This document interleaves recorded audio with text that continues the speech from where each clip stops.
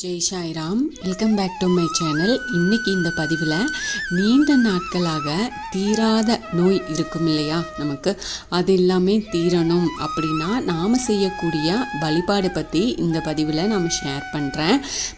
நிறைய நாட்களாக தீராமல் இருக்கும் நோய்கள் குணமாகணும் அப்படின்னு எத்தனையோ கோவில்களுக்கும் மருத்துவமனைகளுக்கும் போயும் வேண்டுதல்கள் வைத்தும் சரியாகாமல் நிறைய பேருக்கு அப்படியே அந்த வியாதி இருந்துக்கிட்டே இருக்கும். அப்படிப்பட்டவங்க வீட்டிலேயே இந்த எளிமையான பரிகாரத்தை செஞ்சு எப்படி நோயிலிருந்து விடுபடலாம் அப்படின்றத பற்றி இந்த பதிவில் நம்ம பார்க்கலாம். இந்த பதிவை முழுசாக ஸ்கிப் பண்ணாமல் பாருங்கள். நிச்சயமாக உங்களுக்கு ரொம்ப பயனுள்ள பதிவாக இருக்கும். அதுக்கு முன்னாடி என்னோடய சேனலுக்கு தொடர்ந்து சப்போர்ட் பண்ணுங்கள், லைக் பண்ணுங்கள், ஷேர் பண்ணுங்கள், கமெண்ட் பண்ணுங்கள், மறக்காமல் சப்ஸ்கிரைப் பண்ணுங்கள், பெல் ஐக்கானை கிளிக் பண்ணுங்கள். நமது மிகப்பெரிய சொத்து உடல் ஆரோக்கியம்தான். இறைவனுக்கு நமக்கு கொடுத்த அந்த சொத்தை பாதுகாக்கிறது அப்படிங்கிறது நம்மளோட கடமை. மருந்துகள் சாப்பிட்றதோட முழு நம்பிக்கையுடன் இறை வழிபாட்டில் ஈடுபட்டு சில எளிய பரிகாரங்களை செஞ்சோம் அப்படின்னா நிச்சயமாக நமக்கு அதுக்கு ஏற்ற பலன் கிடைக்கும். உள்ளம் அப்படிங்கிறது பெரும் கோவில், ஊன் உடம்பே ஆலயம் அப்படின்னு நம்ம முன்னோர்கள் சொல்வாங்க. எவ்வளவு செல்வம், அந்தஸ்து, வசதி இது எல்லாமே இருந்தாலும் ஒருத்தருக்கு ஆரோக்கியம் இல்லை அப்படின்னா மற்ற அனைத்துமே இருக்கிறது வீண் தான். அதனால இறைவன்கிட்ட அனுகிரகம் செய்ய சொல்லி கேட்கும்போது கூட பெரியவங்க ஆயுள் ஆரோக்கியத்தை முதல்ல சொல்லிட்டு அதுக்கு பிறகுதான் ஐஸ்வர்யத்தை வேண்டுவாங்க. இந்த உடம்பு இறைவன் நமக்கு அளித்துள்ள மிகப்பெரிய சொத்து. இதை மதிப்பு ஆரோக்கியமாக வச்சு காப்பாற்ற வேண்டியது நம்மளுடைய கடமை. இதுவே இறைவனுக்கு செய்யும் முதல் தொண்டு அப்படின்னு வேதங்கள் சொல்லுது. மன தூய்மை, உடல் தூய்மை தான் பக்தி முதலான அனைத்துக்குமே பிரதானமானது. ஆரோக்கியம் இல்லை அப்படின்னா எத்தனை சுகங்கள் கொட்டி கிடைச்சாலும் அதை நம்மளால் அனுபவிக்கவே முடியாது.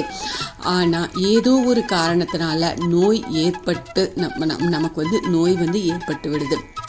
சிலருக்கு எத்தனையோ சிகிச்சைகள் எடுத்தும் பல காலமாக தொடர்ந்து மருத்துவரின் ஆலோசனைப்படி அனைத்தையுமே செஞ்சாலும் கூட நோய் தீரவே இல்லை அப்படின்ற நிலையில் இருப்பாங்க. பல காலமாக நோயோடு போராடக்கூடிய நிலையில் நிறைய பேர் அவதிப்பட்டு இருந்துட்டுருக்குறாங்க. அப்படிப்பட்டவங்க வீட்டிலையே செய்கிறதுக்கு சில எளிய அதே சமயம் சக்தி வாய்ந்த இந்த பரிகாரத்தை நம்ம பார்க்கலாம். இதை செஞ்சு வந்தோம் அப்படின்னா இறையாருளால் ஆரோக்கியத்துக்கு நல்ல முன்னேற்றம் அப்படிங்கிறது நமக்கு கிடைக்கும். இந்த பரிகாரத்தை எந்த கிழமையில் செய்யணும் அப்படின்னா வியாழக்கிழமையில் செய்கிறது சிறப்பு வாய்ந்தது. வியாழக்கிழமை காலையில் 6 மணி முதல் 7:30 மணி வரையிலான யமகண்ட நேரத்தில் இந்த பரிகாரத்தை நாம் செய்யணும். நல்ல வெற்றிலைகளை எடுத்து வச்சுக்கோங்க. அந்த 21 எண்ணிக்கையில் வெற்றிலைகளை நீங்கள் வாங்கி வச்சுக்கோங்க. எதுவுமே கிளியாமல் ஓட்டை இல்லாமல் இது மாதிரி நல்ல வெற்றிலைகளாக பார்த்து வாங்கி வச்சுட்டு அதில் மஞ்சள் கலர் பேனா இருக்குதுல்ல, ஸ்கெட்சோ மார்க்கரோ எதுவாக இருந்தாலும் பரவாயில்ல, அதை எடுத்துக்கோங்க. எடுத்துட்டு ஸ்ரீராம் அப்படின்னு எழுதுங்க. எழுதி அதை மஞ்சள் கலர் நூல் எடுத்துக்கோங்க. அந்த நூலில் மாலையாக தொடுத்துக்கோங்க. அந்த வெற்றிலையை தொடுத்துட்டு இந்த மாலையை வீட்டில் விளக்கேற்றி வச்சு நமக்கோ இல்லைன்னா நாம் யாருக்காக வேண்டிக்கிறோமோ அவங்களோட நோய் தீரணும் அப்படின்னு மனசார வேண்டிக்கோங்க.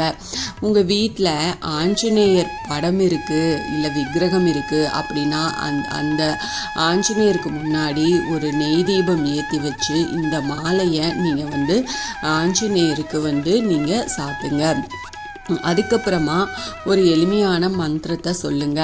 ஓம் ஆஞ்சநேயாய வித்மகே வாயுபுத்ராய தீமகி தன்னோ ஹனுமந்த் பிரசோதயாத்.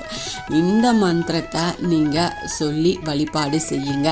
இந்த மந்திரங்களை குறைந்தபட்சம் இந்த மந்திரத்தை 9 முறையும் அதிகபட்சமாக 21 முறையும் நம்ம ஜபம் செய்கிறது நல்லது. மந்திரத்தை சொல்லும் எண்ணிக்கையில் கவனம் செலுத்துறதை விட மனதார இந்த மந்திரத்தை மந்திரத்தை எத்தனை முறை உங்களால் சொல்ல முடியுமோ அத்தனை முறை மனதுக்கு போதும் என்ன தோன்றும் வரைக்கும் நீங்கள் இந்த மந்திரத்தை பாராயணம் செய்யலாம். இந்த மந்திரத்தை ஜெபிச்சதுக்கு அப்புறமா பக்கத்தில் இருக்கக்கூடிய ஆஞ்சநேயர் கோயிலுக்கு போய் இந்த மாலையை ஆஞ்சநேயருக்கு அணிவிச்சு யாருடைய நோய் தீரணும் அப்படின்னு வேண்டிக்கிறோமோ இல்லை அவங்களுடைய பேரில் அர்ச்சனை செஞ்சுக்கோங்க.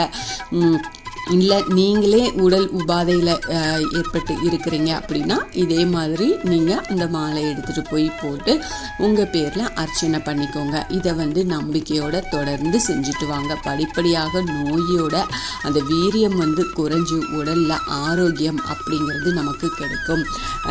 பக்கத்தில் ஆஞ்சநேயர் கோயில் இருக்குது அப்படின்னா நீங்கள் வீட்டில் அந்த சுவாமிக்கு சாத்தின மாலையை ஆஞ்சநேயர் படம் இல்லை விக்கிரகம் இல்லைனாலும் பரவாயில்ல அந்த சுவாமி கிட்ட வச்சு அதை நீங்கள் கோயிலுக்கு எடுத்துகிட்டு போய் அந்த மாலையை சாமிக்கு போட்டுவாங்க. நிச்சயமாக உங்களுக்கு நல்ல பலன் கிடைக்கும். இந்த பதிவு உங்களுக்கு ரொம்ப பயனுள்ள பதிவாக இருக்கும் அப்படின்னு நான் நம்புகிறேன். இதில் ஏதாவது சந்தேகம் இருந்தால் எனக்கு கமெண்ட்டில் கேளுங்க, நான் பதில் சொல்கிறேன். என்னோடய சேனலுக்கு தொடர்ந்து சப்போர்ட் பண்ணுங்கள், லைக் பண்ணுங்கள், ஷேர் பண்ணுங்கள், கமெண்ட் பண்ணுங்கள், மறக்காமல் சப்ஸ்கிரைப் பண்ணுங்கள், பெல் ஐக்கானை கிளிக் பண்ணுங்கள். இது போல் எனக்கு தெரிஞ்ச ஆன்மீக பதிவுகளை உங்ககிட்ட நான் ஷேர் பண்ணுறேன். Thank you friends. மீண்டும் அடுத்த பதிவில் சந்திப்போம்.